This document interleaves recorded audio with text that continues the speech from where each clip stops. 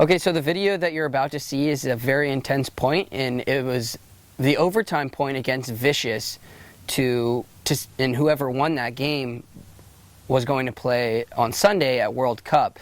It ended up being a 4-on-5 in Vicious's favor, so we had 4 players. So it was already a scary moment going onto the field in overtime playing a 4-on-5, because when you look at a game like that, you're pretty much trying to do the impossible. You're playing an overtime point to see whoever wins moves on to Sunday. And we were starting down 1 body. We had a major penalty.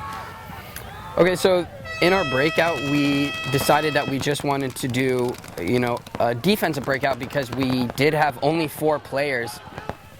And as you can see there in the clip, we actually lost Rainey on the break, and it ended up being a 3-on-5 on the break, which is scary. And you can see Joe in the background can't even look at. She's turned around, has her head in her hands. She can't even watch the game because it's that intense. And we did lose Rainey on the break, so it is a 3-on-5 at this point. And what we're trying to do is just burn the clock down, because we do have a major penalty, and we have Zach in the penalty box, so we're just trying to get him out. You can see there I made a move up to the Dorito 2 here, and my thought process here was get down the field, relieve a little pressure, and let Zach get out of the penalty box, because that spot that I was in is a good defensive bunker, so he can get out of the box and be able to live safely. And I saw that JC was in the snake already, so I know that there's bodies on him.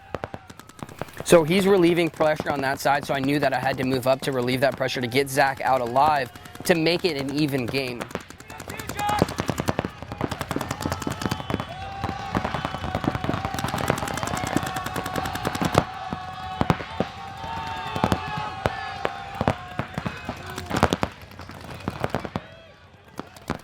And you can see there that guy tried to come and bunker me, but I'm practically living underneath the bunker there. So when he came to get me, he just couldn't find me because I'm literally hiding underneath the bunker, and I think he just panicked.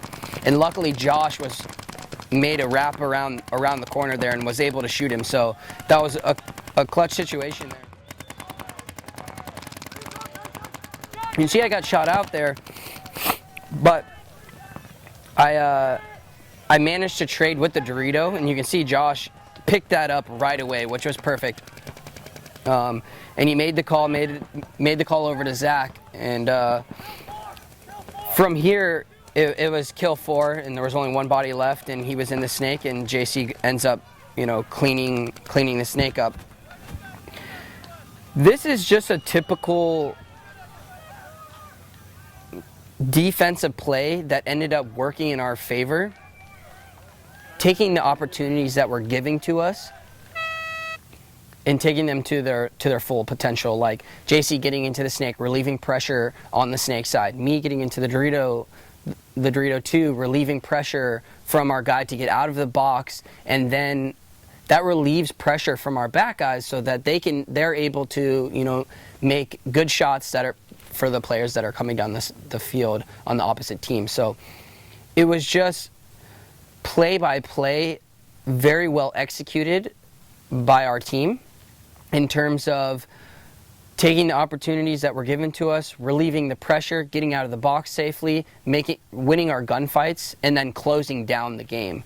Whereas if the tables were turned and it was for us 5-on-3 or 5-on-4 on the break, then obviously you need to, do those things. Whereas closing the game is very crucial for your team there. Making smart moves, like coming down to the Dorito to bunker me, maybe wasn't the best move. Whereas he could have waited for me, things like that. He could have shot my back players. Instead, he tried to come and get me, didn't get me, ended up getting shot, and then I ended up trading with the whole Dorito side, with the Dorito side. And then we were able to completely wipe that whole Dorito side out. So it gave Josh and Zach the ability to just wrap on the snake side and clean up the game.